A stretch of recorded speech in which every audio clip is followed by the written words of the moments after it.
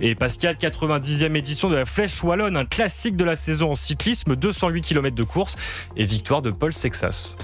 Alors Paul Sexas, visiblement, c'est un phénomène, il a 19 ans, parce qu'on attend, on parle beaucoup sport aujourd'hui, on attend un grand champion cycliste depuis Bernard Hinault. Oui, bah vous dites on l'a. On l'a. Qu'il dispute le Tour de France d'abord. Voilà, exactement. C'est pas forcément une bonne idée qu'il le fasse. Ah bon? Mais vous aimez bien le cyclisme? J'adore le cyclisme. Après, je suis pas un grand spécialiste, mais qui se brûle pas les ailes, qu'il fasse un Giro ou une Vuelta, donc le Tour d'Italie ou le Tour d'Espagne. Pourquoi vous dites ça? Quand t'es bon, t'es bon. Parce que si vous entendez les spécialistes, ils vous disent un champion, quand il commence le Tour, c'est pour le gagner. Cette année, si Paul Sexas va au Tour de France, il le gagnera probablement pas parce que Pogačar est encore au-dessus. Après, est-ce que son équipe est prête pour lui, pour le faire gagner? C'est aussi ça la question. Et ça, je m'y connais pas assez pour suffisamment. Mais c'est toujours pareil. Dans tous les domaines, c'est les mêmes qui disaient à Emmanuel Macron, prépare-toi pour 2027 ou 2020. Mais si, c'est pareil. Mbappé aurait pas dû disputer la Coupe du Monde de foot en 2018. C'est toujours les mêmes. T'es trop tôt. Là, on est sur un sport individuel, c'est différent. Après, si les spécialistes disent faut y aller, enfin, je vais pas les contredire. Aux âmes bien nées, la valeur n'attend pas le nombre des années. Regardez par exemple Olivier Guénet qui s'est jeté dans le bain de notre grande émission et il tutoie aujourd'hui Gérard Magic carrément. Mon meilleur ami c'est Gérard. Exactement. Qui aurait dit ça? Donc lui il est le Paul Sexas du métier. Pour gagner. Ça se gagne pas Olivier, tout seul, un Tour de France. Mais Olivier, vous parlez d'Olivier Guénet ou de... Bon, en tout cas, vous savez qui a gagné le dernier Tour de France? Le dernier français, vous le Oui. Bernard Hinault. Non. Quel français? En quelle année? 85. 1985. Et qu'est-ce qu'on dit? La phrase d'après, c'est laquelle? Yannick Noah, 1983. Ouais. Et la phrase d'après encore, c'est Marie-Myriam, 1977. L'Eurovision. Donc il est possible qu'on disparaisse tous de la planète comme des dinosaures sans que ni Marie-Myriam, ni un nouveau vainqueur français du Tour de France, ni un nouveau vainqueur de Nice aussi. Je me permets sur le Bernard Hinault, son premier Tour de France, il le gagne en 77. L'année précédente. Non, pas 77. 78. 78. Donc 77, c'est Bernard C'est pas comme ça, Pierre Vest. C'est Bernard Thévenet, s'il vous plaît. Il avait gagné en 75 et 60. Il fait une très grande saison, mais son directeur sportif décide de ne pas le mettre sur le Tour. Exactement. Il décide de ne pas le mettre sur le Tour, parce que son équipe ne pouvait pas le faire aussi, ne pouvait pas le faire gagner. L'année suivante, il y va pour la première fois. C'est Bernard Hinault, le premier Tour qu'il a disputé, il l'a gagné. Premier Tour de France, il le gagne. Bon, vous savez ce qu'on va faire? On va appeler Bernard. On va appeler Bernard Hinault. Et nous nous inclinons devant Bernard Hinault, qui est le dernier, évidemment, champion français à avoir gagné le Tour de France. Et puis c'est vrai que tout le monde aime Bernard Hinault et tout le monde a beaucoup d'admiration pour lui. Et nous particulièrement, parce qu'il vient régulièrement nous voir sur Europe 1, sur CNews. Et pour la dernière fois, je crois que c'était pour un livre qui a été sorti. Bonjour Bernard Hinault. Bonjour. Comment allez-vous? Très bien.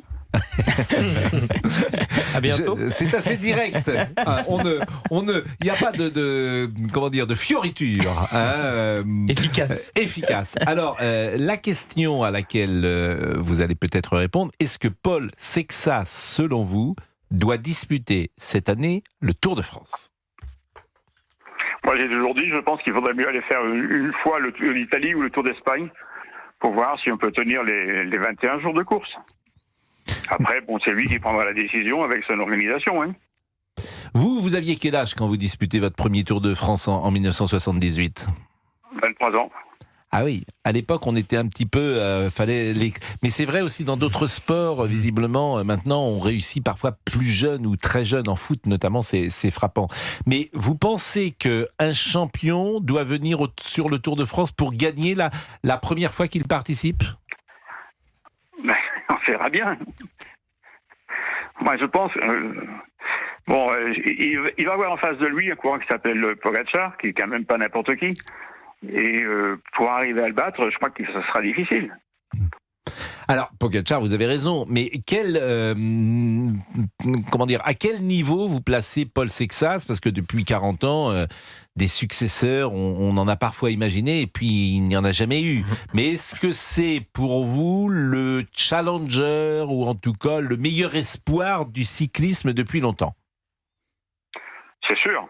C'est sûr, on ne peut pas dire le contraire par rapport à tout ce qu'il a pu faire, le championnat du monde à Kigali, la Coupe de l'Europe, où il fait 3, Non, je crois que c'est un très très bon coureur. Maintenant, est-ce qu'on va pas lui brûler les ailes si on lui fait faire trop de choses en même temps? Donc, faut peut-être le ménager, le préserver. Mais c'est je pense qu'il a beaucoup de temps. Tout dépend s'il veut vivre jusque 32 ans dans le cyclisme ou s'il veut en faire que 6 ou 7 ans. En tout cas, je repose ma question. Pour vous, c'est l'espoir le plus, comment dire, le meilleur espoir que vous ayez vu depuis de nombreuses années du cyclisme français. On ne va pas citer les autres noms, mais il est supérieur, il est plus complet. Bien sûr, déjà, il est beaucoup plus jeune de ceux qui ont été des prétendants à ma succession. Et donc, on ne peut pas dire le contraire. Donc, c'est celui qui a le plus de chances, peut-être, de pouvoir gagner le Tour de France. Est-ce qu'au fond, vous aimeriez avoir un successeur, Bernard Hinault?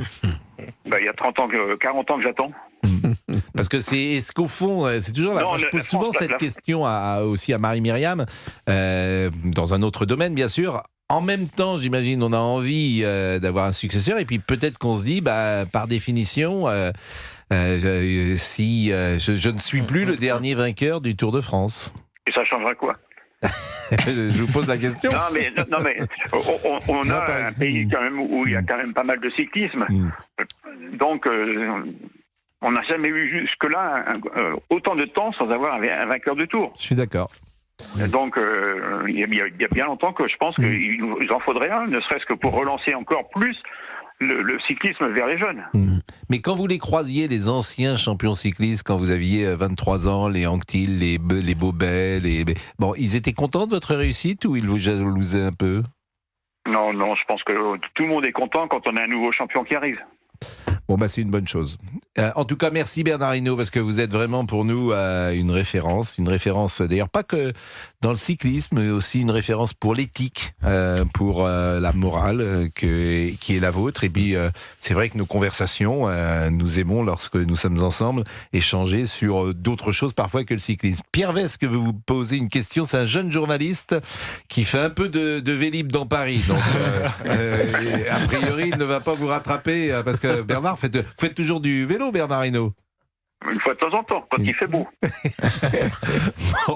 Bonjour monsieur, une question. Vous faites en 77, vous remportez Liège-Bastogne-Liège, vous remportez le Critérium du Dauphiné libéré, mais vous ne vous présentez pas au Tour de France. Pour quelle raison? Pour la simple bonne raison, c'est que ça n'avait pas été prévu dans le programme qu'on avait fait avec Cyril Guimard. On avait dit, on viendra en 78, on ira faire un Tour d'Espagne avant pour voir si on tient les 21 jours. Et à partir de là, si on tenait les 21 jours, on se dit, on va gagner le Tour. Est-ce que du coup, selon vous, la décision de Paul Sexas est déjà prise? Pas depuis une semaine ou deux, ou même depuis aujourd'hui, mais déjà depuis le début de l'année? Non, j'en sais rien du tout, je suis pas à sa place. Bernard Hinault, je vais vous remercier. Est-ce que vous avez la Légion d'honneur, Bernard Hinault? Bien sûr. Parce qu'on a un petit débat sur la Légion d'honneur. Et vous êtes officier, chevalier, commandeur? Est-ce que vous savez l'ordre dans lequel vous êtes aujourd'hui? Je suis officier et chevalier. Oui, parce qu'on grimpe, et c'est ça qui est important.